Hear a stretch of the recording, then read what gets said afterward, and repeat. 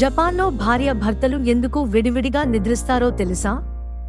Japan వివాహ వ్యవస్థలో సరికొత్త ట్రెండ్ గురించి వింటే ఆశ్చర్యపోవడం ఖాయం. అవేంటో ఈ వీడియోలో తెలుసుకుందాం. ప్రస్తుతం జపాన్లో వివాహిత జంటలు విడివిడిగా నిద్రించడం ఒక సాధారణ పద్ధతిగా మారింది. అయితే ఇలా ఎందుకు నిద్రిస్తారు? ఇది నిజమేనా అంటే ఇది అక్షరాల నిజమే. జపాన్లో పెళ్లి అయిన భార్య భర్తలు ఇద్దరూ కూడా విడివిడిగా నిద్రపోతారు. ఇందుకు అనేక కారణాలు ఉన్నాయి. మొదటగా, జపాన్లో ఇళ్లు చిన్నవిగా ఉంటాయి. అందువల్ల ప్రతి ఒక్కరికి తగినంత ప్రైవసీ కల్పించడానికి విడివిడిగా నిద్రించడం ఒక పరిష్కారంగా మారింది. అలాగే పని ఒత్తిడి, రాత్రి పూట పని చేయడం వంటి కారణాల వల్ల ఒకరి నిద్ర మరొకరికి అంతరాయం కలిగించకుండా ఉండటానికి ఈ పద్ధతి ఉపయోగిస్తారు. ఇలా విడిగా నిద్రపోవడం వల్ల ఆరోగ్యపరంగా కూడా కొన్ని ప్రయోజనాలు ఉన్నాయి. విడిగా నిద్రించడం వల్ల ప్రతి ఒక్కరికి తగినంత నిద్ర లభిస్తుంది. ఇది వారి శారీరక మరియు మానసిక ఆరోగ్యానికి మంచిది. ఉదాహరణకు, ఒకరికొకరు కలిసి నిద్రపోయిన సమయంలో నిద్రలో కదలికలు మరొకరికి అంతరాయం కలిగించి నిద్రకు భంగం కలగవచ్చు. ఇలాంటి కొన్ని కారణాల వలన జపాన్లో వివాహిత జంటలు విడిగా నిద్రించడం ఒక సాంప్రదాయంగా మారింది. ఇది వారి జీవనశైలికి అనుగుణంగా ఉంటుంది మరియు వారి ఆరోగ్యానికి కూడా ప్రయోజనకరంగా ఉంటుంది. ఇక జపాన్లో వివాహిత జంటలు ఇలా విడిగా నిద్రపోవడమే ఒక ఆశ్చర్యం అనుకుంటే, అక్కడి వివాహ వ్యవస్థలో సరికొత్త ట్రెండుకు శ్రీకారం చుట్టారు. అక్కడ ప్రస్తుతం వివాహ సంబంధాలలో కొన్ని కొత్త ధోరణులు కనిపిస్తున్నాయి.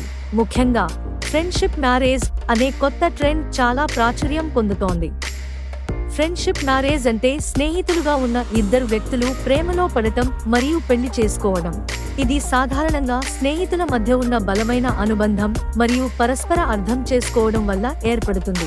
ఒక్క మాటలో ఫ్రెండ్షిప్ మ్యారేజ్ గురించి చెప్పాలంటే, ప్రేమ లేదా లైంగిక సంబంధం లేకుండా పరస్పర ఆసక్తులు మరియు విలువల ఆధారంగా జీవించడం అని అర్థం.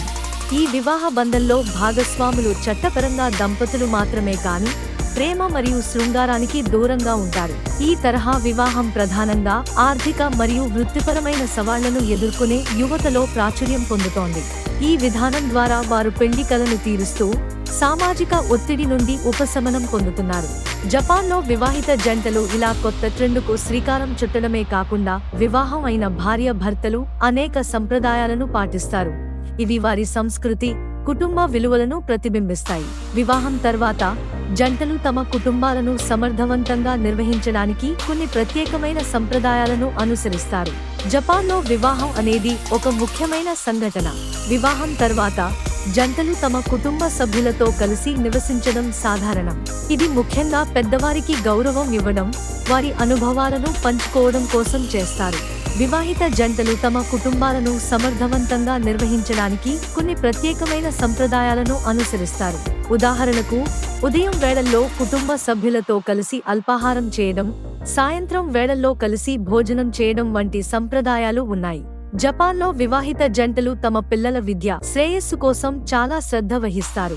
పిల్లల విద్యకు ప్రాధాన్యత ఇవ్వడం, వారి భవిష్యత్తు కోసం పొదుపు చేయడం వంటి విషయాలు ప్రధానంగా ఉంటాయి. వివాహిత జంటలు తమ కుటుంబ సభ్యులతో కలిసి పండుగలు, ఉత్సవాలు జరుపుకోవడం కూడా సాధారణం. ఈ సందర్భాలలో కుటుంబ సభ్యుల మధ్య అనుబంధం మరింత బలపడుతుంది. ఇలా జపాన్లో వివాహిత జంటలు తమ కుటుంబాలను సమర్థవంతంగా నిర్వహించడానికి అనేక సంప్రదాయాలను పాటిస్తారు. ఇవి వారి జీవన శైలిని, కుటుంబ విలువలను ప్రతిబింబిస్తాయి.